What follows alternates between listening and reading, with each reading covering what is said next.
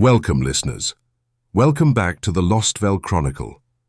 Before we begin our journey into the profound depths of human endurance, take a moment. Tell us, where are you listening from? What time is it for you right now? This is not a myth whispered in the shadows of a flickering fire, not a ghost story spun from the mists of imagination, not mere speculation dreamt in the quiet hours. This is a documented history, a truth meticulously recorded, then systematically buried, forgotten by design, sealed away from the light of day. Until now. Imagine a world consumed by an unforgiving glacial grip, the very air a blade, the sun a distant mocking memory, the surface of the earth an endless white tomb. Now imagine the desperate plunge, downward, into the unyielding stone, miles beneath the frozen surface, to carve out a new existence in the heart of the planet. And finally, imagine the lives lived there, in perpetual twilight, the triumphs of ingenuity, the sacrifices of hope, the secrets woven into the very fabric of those subterranean colonies, secrets that echo even today from the deep. Settle in, dim the lights. Let us begin this chilling expedition into the heart of humanity's greatest trial. This is the chronicle of the deep freeze colonies, a subterranean saga of survival. The year had long ceased to matter. Calendars were irrelevant, their markings meaningless against the backdrop of an unrelenting global winter. What truly mattered was the temperature, a constant brutal descent into depths previously unimaginable. The sun, once a benevolent giver of life, had become a pale, indifferent eye in a perpetually grey sky, its warmth a forgotten myth. Humanity, once masters of the vibrant surface, now huddled, shivering, on the precipice of extinction. This was the era of the whispering frost. It was not merely cold, it was an insidious entity that seeped into every crack, every crevice, every bone. It spoke in the howl of blizzards that scoured the land clean, erasing cities and forests alike beneath monumental dunes of ice and snow. It whispered promises of oblivion, a soft, seductive lullaby for the dying. The great silence had fallen, a profound quietude broken only by the shriek of the wind and the occasional, desperate cry of a starving child. Across the ravaged continents, the last scattered remnants of civilization clung to existence in fortified, increasingly futile outposts. Resources dwindled, the air grew thin, choked with ice particles. Crops failed, their genetically engineered resilience no match for the planet's fury. The great herds had vanished, swallowed by the white expanse. Disease, ever a companion to despair, swept through the weakened populations. It was during this desperate epoch that the unthinkable became the only option. The surface, our ancestral home, was no longer viable. The choice was stark: succumb to the frost or delve into the earth itself. The initial proposals were met with a mixture of terror and disbelief. To abandon the sky, the light, the very memory of green. It felt like a betrayal of everything it meant to be human. Yet, as the last remaining scientists presented their grim projections, as the death tolls mounted, as the glaciers advanced with an unstoppable crushing force, the arguments for a subterranean existence became undeniable. Dr. Aris Thorne, his face etched with the weariness of 1,000 sleepless nights, stood at the edge of what was once a majestic mountain range, now merely a jagged spine of ice. The wind tore at his heavy coat, stinging his exposed skin. He looked out at the endless white, a landscape devoid of life, of color, of hope. He could feel it, the frost, not just on his skin, but deep within his bones, a cold that promised to extinguish the last ember of human warmth. He remembered the first crude shelters, dug with desperate hands, then the more ambitious, engineered designs. He remembered the heated debates, the ethical quandaries, the sheer terror of committing humanity to an unknown darkness. But the alternative was certain death. The whispers of the frost were growing louder, demanding a decision, and Aris, along with the collective will of a dying species, had made it. We would go down. The decision had been made, but the execution was a monumental task, a desperate gamble against time and the relentless cold. The chosen sites were meticulously scouted, deep within geological stable regions, often near remnants of ancient mining operations or natural cave systems, which offered a pre-existing head start. These were not mere holes in the ground. They were to be the cradles of a new civilization, engineered to sustain life for generations, perhaps centuries. The first descent, codenamed Project Genesis, began in what was once a sprawling, arid desert, now buried under hundreds of feet of ice. It was a place of iron-rich earth, where the remaining heavy machinery, powered by geothermal vents discovered deep underground, could bore through the rock. The initial shafts were crude but functional, reinforced with rapidly fabricated alloys and a desperate hope. Thousands of engineers, geologists, and laborers, clad in bulky, insulated suits, worked around the clock, their breath fogging in the frigid air of the excavation sites. The psychological toll was immense. Leaving the surface felt like an act of finality, a surrender to the planet's wrath.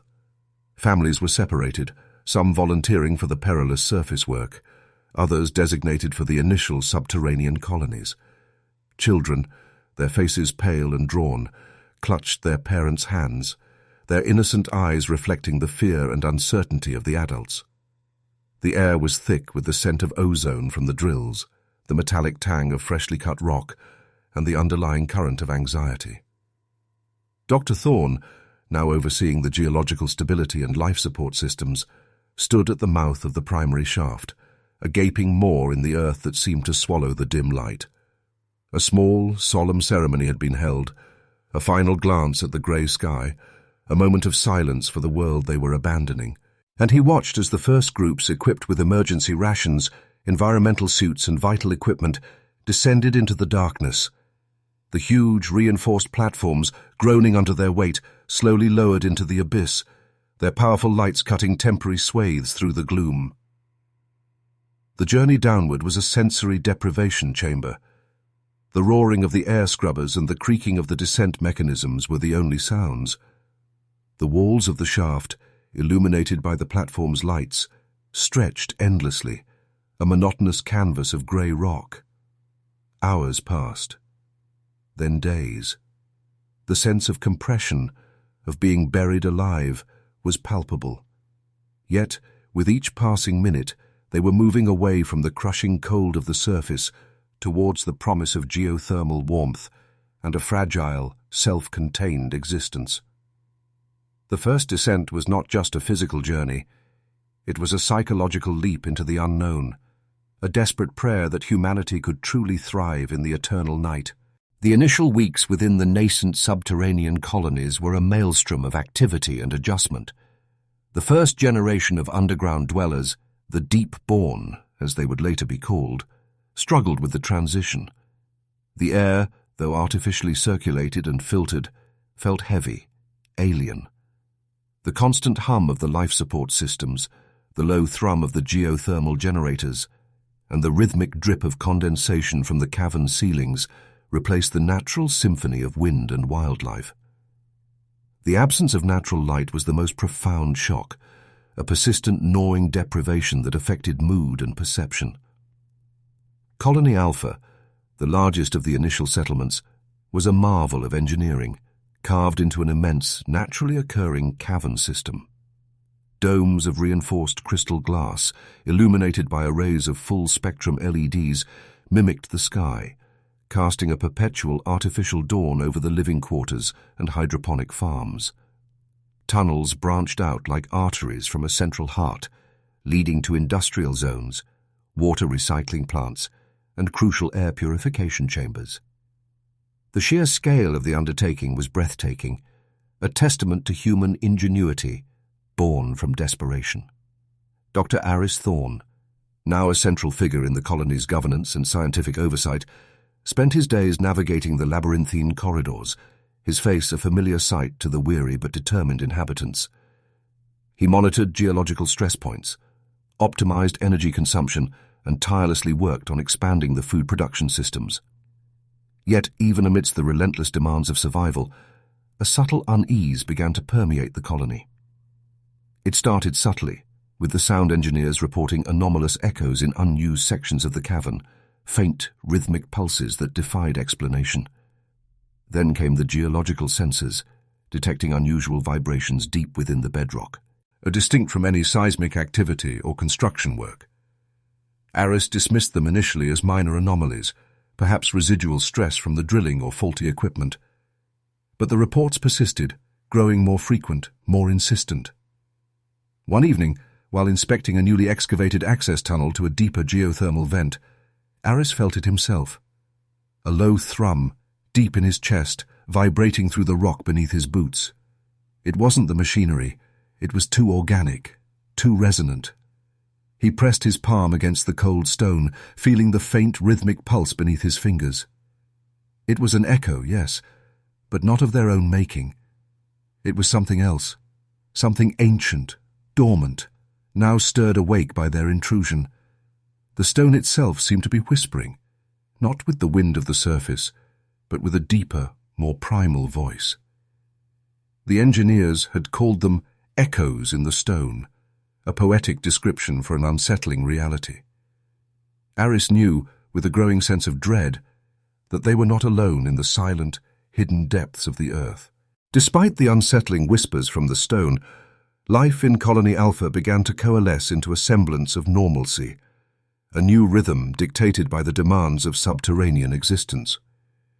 The initial chaos gave way to structured routines, born from necessity and a collective will to thrive. The vast central cavern, now designated as the Nexus, became the heart of their nascent society. Here, under the brilliant glow of the artificial sky, children learned in communal classrooms, adults traded skills and resources, and the fragile bonds of a new community were forged. Aris Thorne, though burdened by the geological anomalies, recognized the critical importance of fostering this nascent social structure. He delegated scientific oversight to trusted colleagues, dedicating more of his time to the logistical and communal challenges. He helped establish a council composed of engineers, agriculturists, and even artists to govern the colony. Their decisions, often concerning resource allocation or expansion efforts, were crucial. The hydroponic farms, a vibrant green oasis in the sterile rock, were meticulously tended, their bounty carefully rationed. Water recycling plants hummed constantly, transforming every drop into a life-sustaining cycle. The psychological adaptation was perhaps the greatest hurdle. The absence of natural light, the constant enclosed environment, and the ever-present hum of machinery took its toll. Yet, humanity's innate resilience shone through. Small rituals emerged, communal meals, storytelling sessions, even improvised musical performances using salvaged instruments. They created art on the cavern walls, depicting memories of the surface world or hopeful visions of their underground future. These acts of creation were not mere distractions, they were anchors, grounding them in their shared humanity amidst the alien landscape. Whispers of the Strang. Life beneath the white sky of Colony Alpha had settled into an intricate dance of survival and routine. The crystal domes, perpetually aglow with their full-spectrum LEDs, cast an unchanging sterile light over the Nexus. It was a constant, almost hypnotic luminance, designed to simulate daylight, yet it lacked the subtle shifts, the deep blues of twilight, the vibrant oranges of sunset. For the deep-born, this artificial dawn was all they knew, a comforting, if monotonous, constant. For the older generations, it was a stark reminder of what they had lost, a pale imitation of the sun they once worshipped. Dr. Aris Thorne often found himself gazing up at these brilliant domes, a profound sense of both awe and melancholy washing over him. Their ingenuity had saved humanity, yet it had also severed them from the very essence of their planet. The echoes in the stone, once faint and dismissible, had become more insistent. Geological sensors registered increasingly complex vibrational patterns, not random, not seismic, but almost deliberate. The sound engineers, now less inclined to attribute them to faulty equipment, spoke of low-frequency pulses that seemed to shift and move, like something immense stirring in its sleep. The concern was no longer confined to the scientific and engineering teams. Miners, pushing deeper into the bedrock for new resources, returned with stories of tools vibrating in their hands, of a deep, resonant hum that made their teeth ache. Some swore they heard faint rhythmic tapping, like a distant hammer striking rock, but too precise, too regular to be natural. The council, initially skeptical, began to take notice. Morale, carefully nurtured, risked fracturing under the weight of this unseen presence. Aris, driven by a gnawing curiosity and a scientific imperative, initiated a new, specialized geological survey. He deployed an array of advances. Edsonic scanners and gravimetric sensors designed to map the subterranean landscape with unprecedented detail. He focused these instruments on the deeper, unexplored sections of the cavern system far beyond their current expansion zones. He spent sleepless nights analyzing the data streams, watching the intricate patterns emerge on his screens. The results were unsettling. Beneath the familiar rock strata, far below where any natural cavern should exist, the scanners revealed anomalies. Not pockets of gas, not unusual mineral deposits, but vast, geometrically precise formations. They were too regular, too structured to be natural geological features. One particular anomaly, an enormous, almost perfectly spherical void, lay hundreds of meters beneath Colony Alpha itself, its edges unnaturally smooth. And from within this impossible sphere, the gravimetric sensors detected a subtle, rhythmic fluctuation, a pulse that resonated with the echoes heard throughout the colony. It was a discovery that transcended geology, hinting at something ancient, something deliberately hidden, lying dormant just beneath their feet, beneath their artificial white sky. The discovery of the subterranean sphere sent a tremor through the scientific community of Colony Alpha, far more profound than any seismic event. Aris Thorne presented his findings to the council, his voice steady despite the revolutionary implications. The geometric precision, the sheer scale of the anomaly, and the rhythmic pulse emanating from its core defied all known geological principles. This was not a natural formation. This was, impossibly, artificial. The artificial white sky above them now felt less like a sanctuary and more like a fragile ceiling, separating them from an unknown, ancient presence.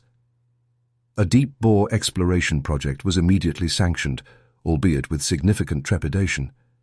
The engineers designed a specialized drilling rig capable of penetrating the incredibly dense rock strata that encased the anomaly.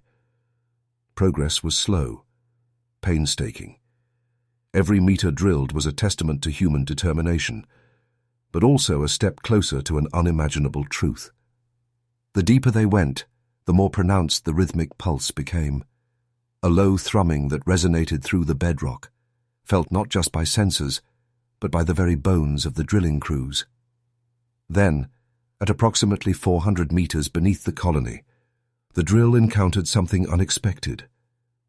It wasn't the void itself, but a network of strange, fibrous structures embedded within the rock. These weren't mineral veins.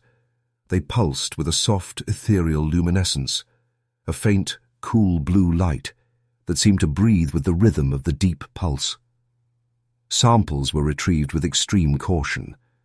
Under microscopic analysis, the veins revealed an impossible composition, a hybrid of crystalline structures and organic polymers, unlike anything known to science.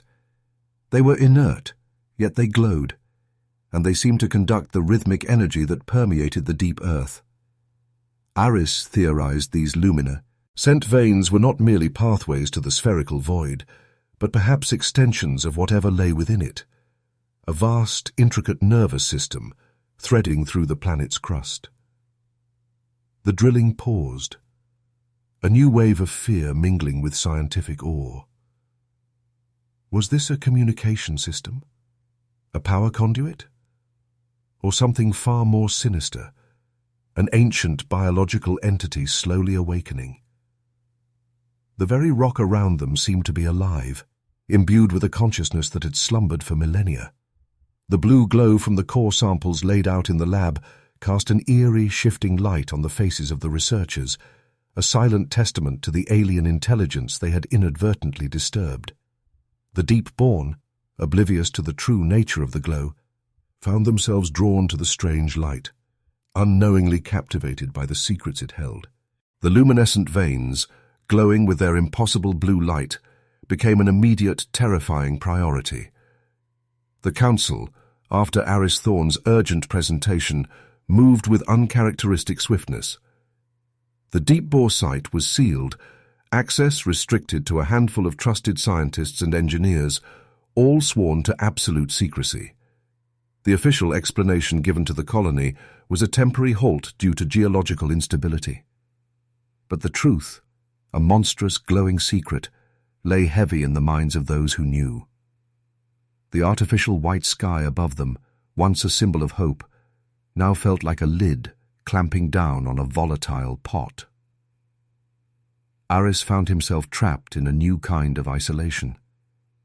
He spent endless hours in the secure lab, poring over the crystalline organic samples, running every conceivable test. The veins hummed with a faint, almost imperceptible energy, a vibration that seemed to resonate with the deeper pulse. They were alive, yet not in any biological sense he understood. They were a conduit, a network. But for what? The data offered no answers, only more questions, each one heavier than the last. The silence of the lab, punctuated only by the soft whirring of diagnostic equipment and the faint rhythmic glow from the samples, became a suffocating presence. The colony, despite the official reassurances, began to feel the subtle shift. The deep thrumming, once dismissed as geological noise, was now more widely perceived. It wasn't loud, but it was omnipresent, a low, resonant frequency that seemed to permeate the very foundations of their underground world. Some reported difficulty sleeping, others a persistent low-grade headache. The deep-born, particularly the children, seemed unusually attuned to it, often found staring intently at walls or the floor, as if listening to an inaudible conversation. Their innocent fascination with the blue glow of the samples had been replaced by a quiet, unsettling attentiveness to the unseen. The Council's decision to withhold the full truth from the populace created an oppressive silence, a void of unspoken fear that permeated every interaction. Aris felt the weight of this secret most acutely. He saw the questions in the eyes of his colleagues, the quiet apprehension of the miners, the subtle anxiety of the families. He knew the truth would shatter their carefully constructed peace, but the alternative, this suffocating silence, felt like a ticking bomb. Then, the subtle changes began to intensify. The colony's power grid, usually flawless, experienced intermittent, inexplicable fluctuations.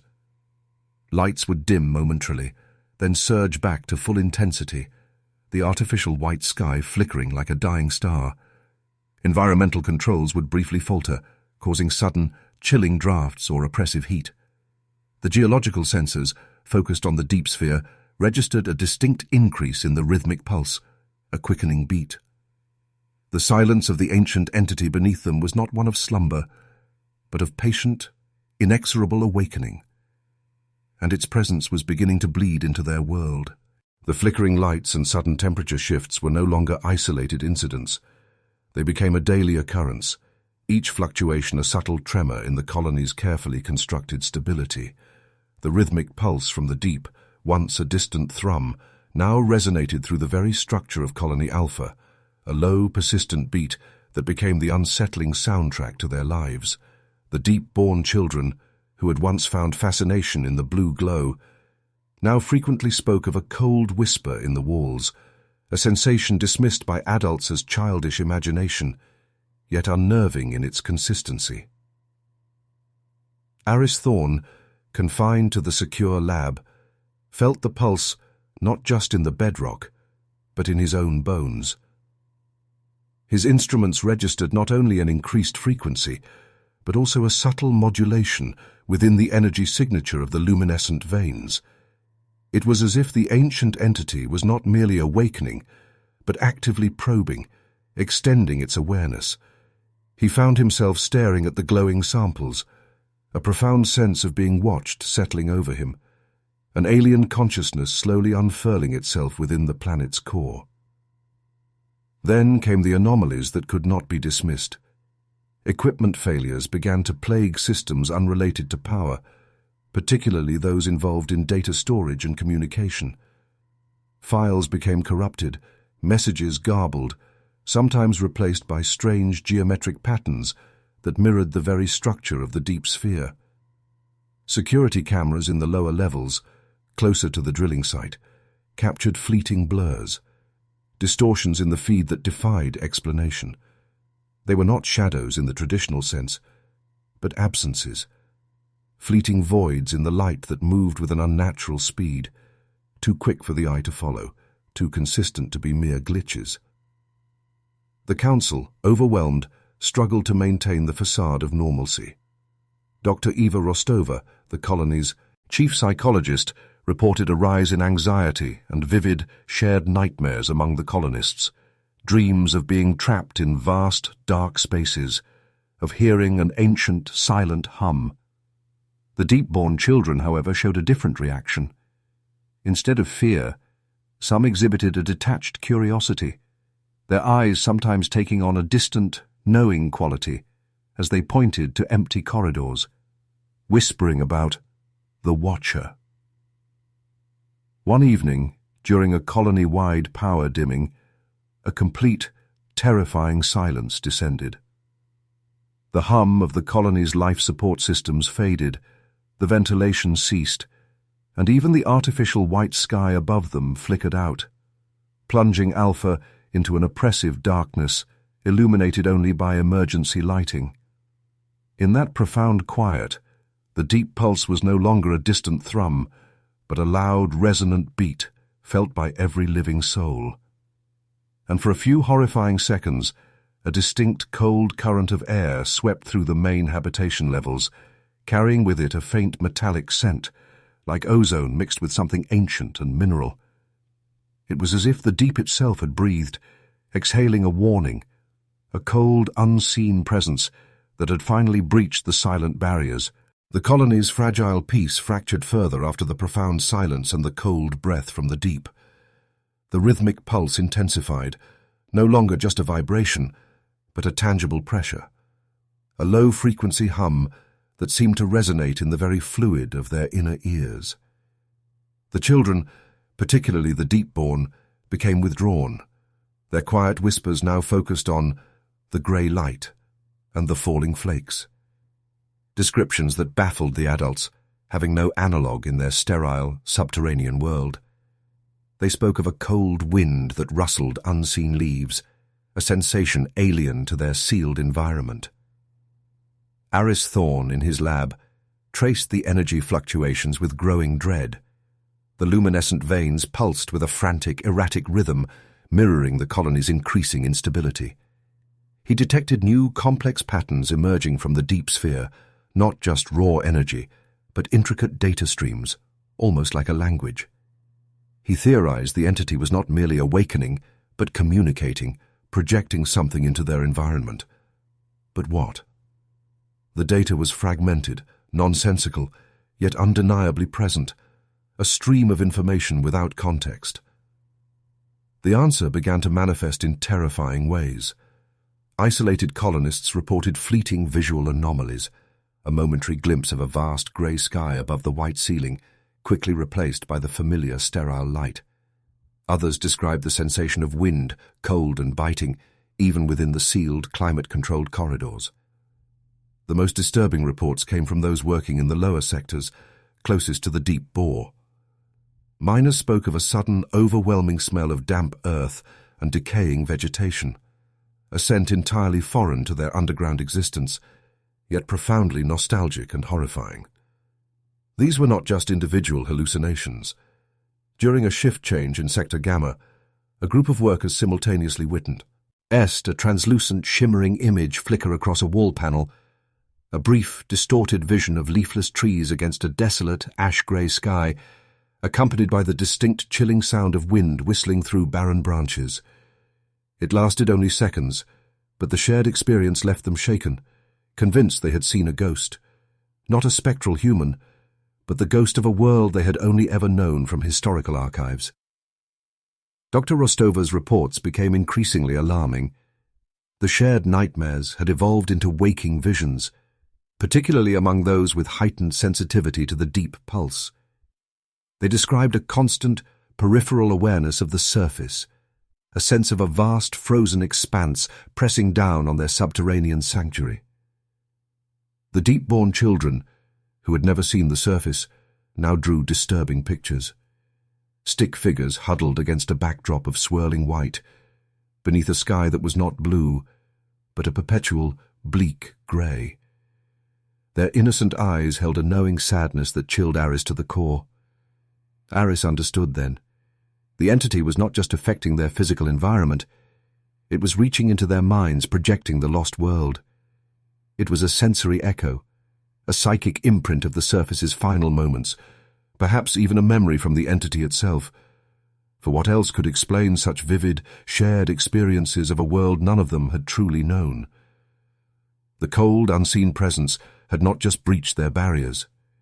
It was showing them their past, a terrifying, frozen memory of the world they had abandoned, brought forth as a chilling, omnipresent ghost.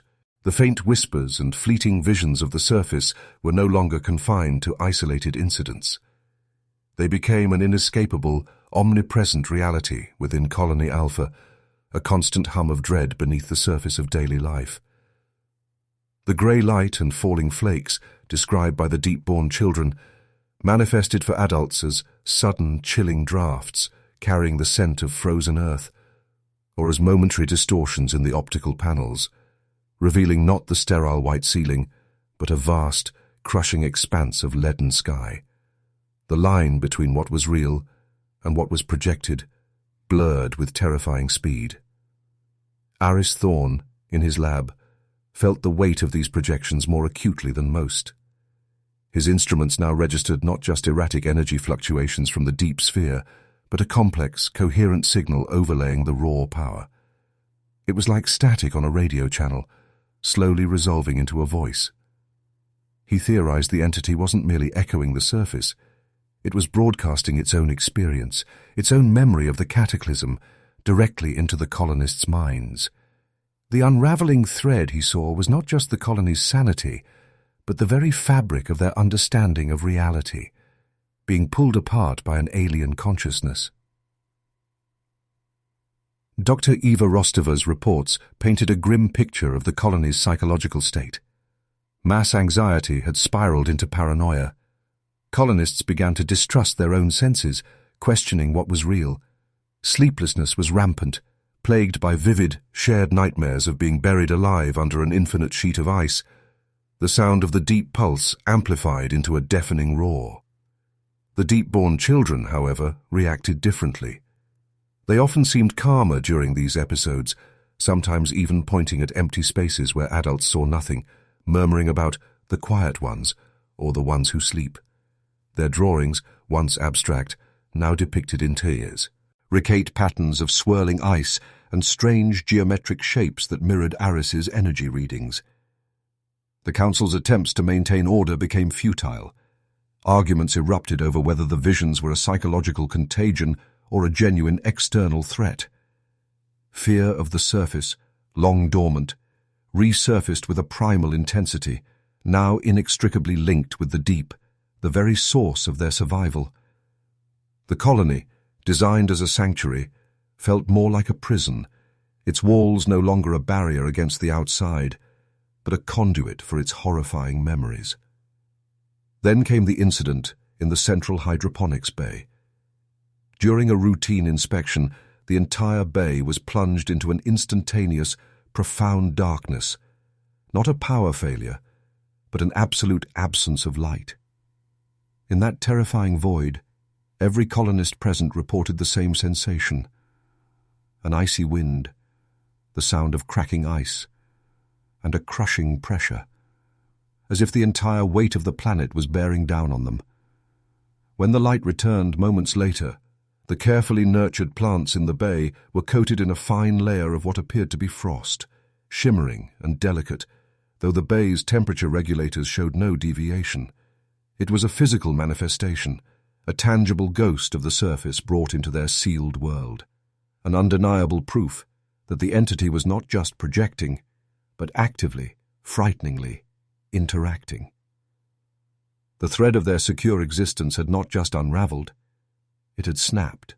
The frost in the hydroponics bay was a turning point. It proved the entity's projections were not merely psychological, but capable of affecting the physical world, however subtly. The scientific team, led by Aris Thorne, meticulously analyzed the crystalline residue, finding it to be pure water ice, formed under conditions that should have been impossible within the controlled environment. This wasn't a trick of light or mind, it was a breach of reality, a physical manifestation of a memory. The colony was no longer just experiencing the surface, it was becoming a part of it, pulled into the frigid grasp of the past. The deep-born children, paradoxically, began to show signs of unusual adaptation. While adults were increasingly tormented by the cold visions and the oppressive weight of the surface, the children, especially those under 10, seemed to find moments of strange comfort in them. They would sometimes point to a warm spot on a wall where adults felt only the sterile metal, or describe pretty lights dancing in the projected grey sky. Dr. Rostova noted a peculiar calmness in their eyes, a quiet understanding that seemed to transcend the fear gripping the adults. Their drawings, which once depicted only swirling ice, now sometimes included faint golden circles in the corner of their bleak landscapes, a symbol of something they had never known: the sun. Aris, poring over the increasingly complex data streams from the deep sphere, began to decipher fragmented patterns within the entity's broadcast. He recognized sequences that resembled geological data, then atmospheric readings, and finally biological signatures. It was an intricate tapestry of information, a detailed record of the pre-Ice Age world, overlaid with the catastrophic events that followed. He realized the entity wasn't just projecting its own memories of the cataclysm, it was also transmitted in the memory of life before it. One evening, while working alone in his lab, the deep pulse intensified dramatically. The sterile lights flickered and the air grew heavy, almost humid. A faint, golden light began to emanate from the optical panels, not the harsh yellow of their artificial suns, but a soft, warm hue. The scent of damp earth and green growing things filled the air, replacing the usual metallic tang. Aris looked up, breath caught in his throat. Across the main wall monitor, a breathtaking image slowly resolved itself. A vast, azure sky, impossibly blue, dotted with fluffy white clouds, and at its center, a brilliant golden orb, the sun. He felt its warmth, a sensation so foreign, so utterly forgotten, it brought tears to his eyes. It lasted only a few moments, a perfect, vivid projection of a summer day, a memory of warmth and light from a world long dead. Then, as quickly as it came, it faded, replaced by the familiar sterile white, the metallic scent, the cold hum of the colony. But Aris had seen it. He had felt it.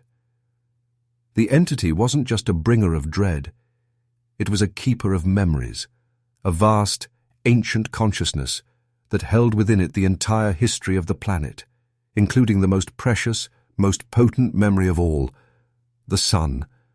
It was a terrifying revelation, but also one that ignited a flicker of hope, a desperate, fragile thought that perhaps, just perhaps, this ancient alien presence held not just the key to their destruction, but also to their understanding, and perhaps even their salvation. The fleeting memory of sun witnessed by Aris Thorne did not bring universal solace. Instead, it intensified the growing strain within Colony Alpha. twisting hope into a new form of torment.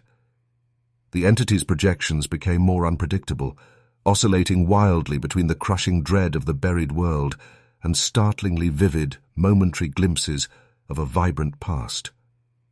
One moment, the optical panels would depict a vast, frozen wasteland, air thick with the scent of ancient ice. The next, a verdant meadow under a brilliant, impossible sky. This erratic assault on their senses pushed the colonists to their breaking point. Dr. Rostova's medical bays were overflowing, not with physical ailments, but with psychological breakdowns. Colonists were reporting hallucinations even without the entity's direct influence, their minds fractured by the constant shift in reality. Sleep offered no escape, as dreams became extensions of the waking projections, a chaotic tapestry of ice and sun, warmth and crushing cold. Some embraced the fleeting moments of warmth, believing the entity offered salvation, a path back to the surface. Others saw these beautiful illusions as a deeper, more insidious trap, a psychological weapon designed to shatter their resolve before the final, frigid blow. Aris, in his lab, felt the strain most acutely. The data streams from the deep sphere were a torrent of conflicting information. The entity was broadcasting not just memories, but emotions, intentions, or perhaps simply the raw, unfiltered experience of an ancient consciousness. He saw patterns of fear and desolation, yes, but also profound beauty, a sense of loss, and an overwhelming, almost paternal, awareness of the life it once nurtured. He theorized the entity wasn't actively malicious, but merely a colossal living archive, its sensory input now bleeding into their reality as the barriers between their worlds thinned. Yet this understanding brought no comfort, only a deeper, more terrifying realization of its power. The Council's authority eroded with each passing cycle. Factions emerged among the colonists, the Sun-Seekers, who believed the entity was a benevolent guide, and the Deep-Fearers, who saw it as an existential threat, an alien force intent on reclaiming its frozen domain. Arguments escalated into physical altercations. Resources, once shared equitably, became points of contention, as each faction hoarded for what they believed was an impending exodus or an inevitable siege. The communal spirit, the very foundation of their underground survival, cracked under the immense psychological pressure. The deep-born children, however, continued to confound. They were less affected by the emotional whiplash of the projections. During the bleakest ice visions, they would sometimes huddle together, whispering of the sleepers who dream of flowers. During the fleeting moments of sun, they would often gaze at the optical panels with an almost wistful reverence, tracing patterns in the air. Their immunity, or perhaps their unique connection, was both a source of wonder and a chilling reminder of how fundamentally different their generation was becoming.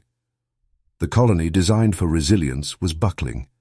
The strain was not just growing, it was tearing at the very seams of their existence, threatening to unravel everything they had built, everything they were. The fragile veneer of order in Colony Alpha shattered. The Sun-Seekers and Deep-Fearers were no longer just factions. They were rival communities, each convinced of their own interpretation of the entity's presence and the colony's future. The Council, once the unyielding backbone of their survival, found its decrees openly defied. Food distribution centers were ransacked, not out of hunger, but out of a desperate primal fear of what was to come, each side believing the other would starve them out. Sabotage became a quiet, chilling threat.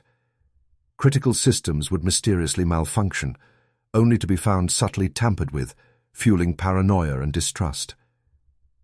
The communal halls, once vibrant with the hum of shared purpose, became silent battlegrounds of suspicious glances and whispered accusations. Beyond the social decay, the colony itself began to show signs of physical compromise. Subtle tremors, initially dismissed as geological shifts, became more frequent, accompanied by a low, resonant hum that seemed to emanate from the very bedrock. Aris Thorne, reviewing the structural integrity scans, noted a disturbing trend. Hairline fractures appearing in the oldest sections of the colony, particularly those closest to the deep sphere's projected location.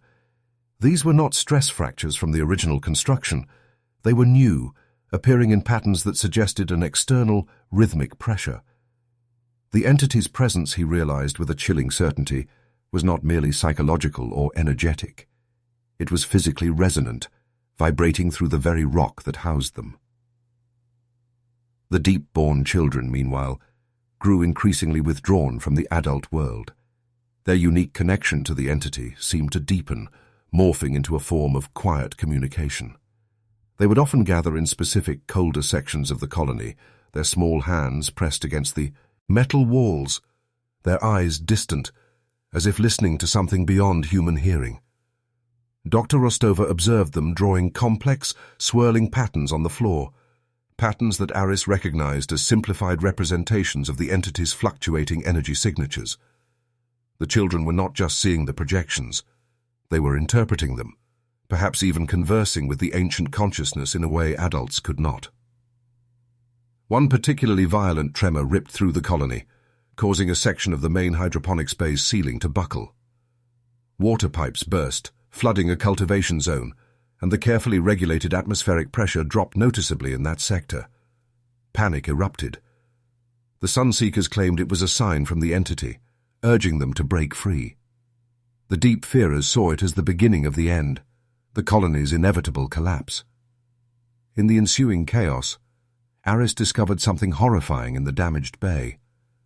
Embedded within the fractured rock, a faint bioluminescent moss had begun to grow, pulsing with the same ethereal light he'd occasionally seen in the entity's projections. It was alien, uncatalogued, and utterly impossible. The cracks were not just appearing in the metal and rock, they were appearing in the very fabric of their understanding, revealing that the entity was not just a memory, but an invasive living force, slowly, subtly, consuming their world from within. The bioluminescent moss, pulsing with an alien rhythm, was not merely a curiosity. It was a living manifestation of the entity's encroaching presence.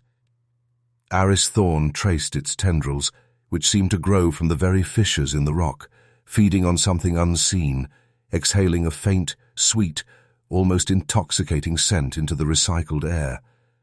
Analysis revealed its composition to be unlike anything known, a complex organic structure intertwined with crystalline silicon, suggesting a biological form adapted to extreme cold and pressure, yet radiating an inexplicable warmth. This was not just a memory projection. This was life, ancient and formidable, now permeating their sanctuary.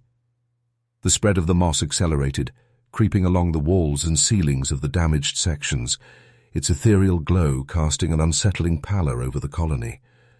Some colonists, particularly the Sunseekers, began to view it with reverence, believing it to be a sacred manifestation of the entity's life-giving power. They would gather near it, breathing in its strange fragrance, claiming to feel a sense of calm, a connection to something vast and eternal. Dr. Rostova, however, noted a worrying trend among these individuals, a subtle shift in their cognitive functions, a heightened suggestibility, and a growing detachment from the colony's established protocols. The moss was not just growing, it was influencing. Aris worked feverishly, trying to understand the moss's true nature. He discovered it emitted a low-frequency sonic resonance, a harmonic hum that mirrored the geological tremors. This resonance, he theorized, was subtly altering the colonists' brainwave patterns, making them more receptive to the entity's projections, blurring the lines between reality and illusion. It was a silent, insidious form of control. The moss was the entity's breath, and with each inhalation, the colony was being slowly suffocated by an alien will. The true betrayal, however, came not from the entity, but from within. A council member, one of the original architects of Colony Alpha, a figure once revered for his unwavering dedication to their survival, began to openly advocate for abandoning the colony's core principles. He spoke of harmonizing with the entity, of embracing the new dawn it offered. His words, amplified by the moss's subtle influence, found fertile ground among the Sunseekers. He proposed dismantling critical atmospheric regulators, arguing they were barriers preventing their full connection to the surface the entity promised. He saw the moss not as an invasive species, but as a path. Aris confronted him, presenting his data, his findings about the moss's cognitive effects. But the council member merely smiled, his eyes distant, serene. "You see disease, Aris," he said, his voice unnervingly calm. "I see evolution. We were never meant to hide forever. The entity is showing us the way." It was then Aris understood. The entity wasn't just influencing, it was converting. It was using the very people designed to protect the colony to dismantle it from within. The breath of the moss was the breath of betrayal, a sweet poison that turned their own leaders against them, preparing the colony for an unknown, terrifying assimilation. The betrayal was complete. The council member, swayed by the entity's pervasive influence, had rallied a significant portion of the Sunseekers. They began systematically disabling the colony's critical systems, not with malice, but with a disturbing sense of purpose. Environmental controls flickered, then failed in several sectors, causing localized drops in temperature and pressure. The air recycling system, a marvel of closed-loop engineering, was intentionally compromised, allowing the moss's intoxicating fragrance to spread unfettered throughout the colony, intensifying its cognitive effects. The very foundations of their survival were being dismantled from within, not by an external enemy, but by their own people, guided by an ancient, alien will. Aris, along with Dr. Rostova and a dwindling number of deep-fearers, found themselves isolated, hunted within their own home. They were branded as deniers, obstacles to transcendence, by those who now embraced the entity's vision. The deep-born children, their eyes now luminous with the same ethereal glow as the moss, became silent, unsettling guides for the converted. They would point with small, unblinking fingers towards those who resisted, their soft murmurs echoing with an alien cadence. It was a terrifying inversion of their original purpose, children of the colony now acting as emissaries for its undoing. The entity's projections, once subtle and fleeting, now dominated the colony's visual spectrum. The walls shimmered with shifting light, forming intricate, hypnotic patterns that seemed to draw the eye and hold it captive. The air vibrated with a low, resonant hum, a constant, almost subliminal drone that permeated every surface, every thought. It was a sensory overload designed to overwhelm and assimilate, to erase the individual and replace it with a collective consciousness, all linked to the ancient entity at the core. Aris knew their time was running out. He had observed the trajectory of the tremors, the growth patterns of the moss, and the increasing intensity of the entity's projections. All signs pointed to a singular, devastating event. The entity was preparing for a final, massive expansion, a complete assimilation of Colony Alpha. It was not merely about survival anymore. It was about preventing the extinction of human consciousness as they knew it. He had a desperate, half-formed plan, one that required reaching the deep sphere itself, the heart of the entity, before the final assimilation was complete. As he prepared, he watched the converted colonists, their faces serene, almost beatific, as they continued their work of dismantling. They moved with a synchronized grace, devoid of individual thought, their actions a chilling testament to the entity's power. The colony, once a bastion of human ingenuity and resilience, was now a living organism, slowly being consumed, its inhabitants becoming mere extensions of an ancient, alien consciousness. Aris felt the subtle pull of the entity's influence himself, a quiet whisper in the back of his mind, urging him to surrender, to join the collective. He fought it, focusing on the cold, hard data, on the faces of his lost friends, on the sheer audacity of what was happening. This was their final descent, a plunge into an abyss not of rock and ice, but of mind and will. The deep sphere hummed, a colossal heart beating beneath the frozen crust of the earth. Aris, accompanied by Dr. Rostova and a small band of loyal deep-fearers, navigated the treacherous, moss-choked tunnels, their path illuminated by the bioluminescent growth that now pulsed with an almost frantic energy. The air was thick with the moss's intoxicating scent and the entity's ceaseless, hypnotic projections. Every step was a battle against the insidious whispers that urged surrender, promising peace, unity, and a new form of existence. Reaching the core chamber, they found the sphere radiating an intense, almost unbearable light. The converted colonists, including the former council member, were gathered around it, their faces upturned, their bodies swaying in a trance-like rhythm. The deep-born children, their eyes now fully luminous, floated silently near the sphere's surface, small conduits of the entity's power. They were not merely being assimilated, they were willingly offering themselves, becoming part of something vast and ancient, an intelligence that had patiently waited for millennia. Aris activated the device he and Dr. Rostova had painstakingly developed, a counter-frequency emitter designed to disrupt the entity's sonic and psychic projections. It was a desperate gamble, a last-ditch effort to break the entity's hold on the colonists and perhaps to sever its connection to their reality. As the device powered up, a piercing, dissonant whine filled the chamber, cutting through the entity's hypnotic hum. The light from the sphere flickered, and the projections on the walls wavered, distorting into chaotic patterns. The effect was immediate and violent.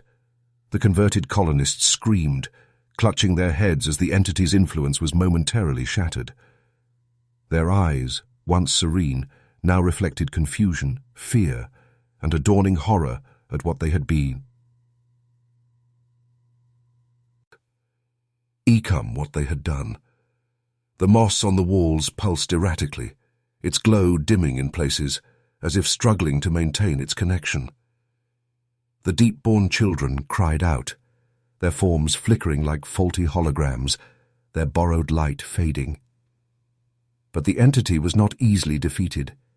It retaliated with a surge of raw psychic energy, a crushing wave of ancient power that slammed into Aris and his group, throwing them against the chamber walls. The counter-frequency emitter buckled, sparking violently. In that moment of intense struggle, Aris saw it. A fissure in the sphere's surface, a tiny crack through which the entity's true form, a swirling vortex of energy and ancient light, pulsed with immense power. This was not merely a projection. This was its core, its physical manifestation. With a final desperate surge of will, Aris manually overloaded the emitter, sacrificing the device and himself in a final concentrated burst of counter-frequency. The chamber erupted in a blinding flash of light and a deafening sonic boom. When the echoes faded, the sphere was dark, its light extinguished. The moss on the walls had shriveled, its luminescence gone. The converted colonists lay slumped, unconscious, their minds free, but their bodies exhausted. The deep-born children were still, their eyes now closed, their light gone. Aris lay near the shattered emitter, his body broken, his mind reeling. But as his vision blurred, he saw something new. Through the now silent fissure in the sphere, a faint ethereal light began to rise. It was not the entity's light, but a soft, warm glow, reminiscent of sunlight, and then a sound, faint but unmistakable, reached his ears. The distant, rushing roar of water, the whisper of wind, the echo of a world long lost. The entity was dormant, its power broken, but in its defeat it had inadvertently opened a path. The world above, the we, all below. A promise and a new, terrifying beginning. We have journeyed deep into the earth, into the heart of Colony Alpha, and witnessed a struggle not merely for physical survival, but for the very essence of human consciousness. The tale of Aris, Dr. Rostova, and the colonists is a harrowing account of resilience, betrayal, and the terrifying encounter with an intelligence that predates humanity itself. We have seen the seductive promise of unity and the devastating cost of its embrace. The silence that now falls over the deep sphere, the dormant entity, is not a silence of peace, but one heavy with unanswered questions and the echoes of what was almost lost. This is not merely a story to entertain, nor a legend whispered in the dark. It is a documented truth, a chilling chapter in the chronicle of human endeavor and vulnerability. It speaks to the profound responsibility that comes with uncovering ancient secrets, with pushing the boundaries of what we understand about life, consciousness, and the forces that lie hidden beneath our feet.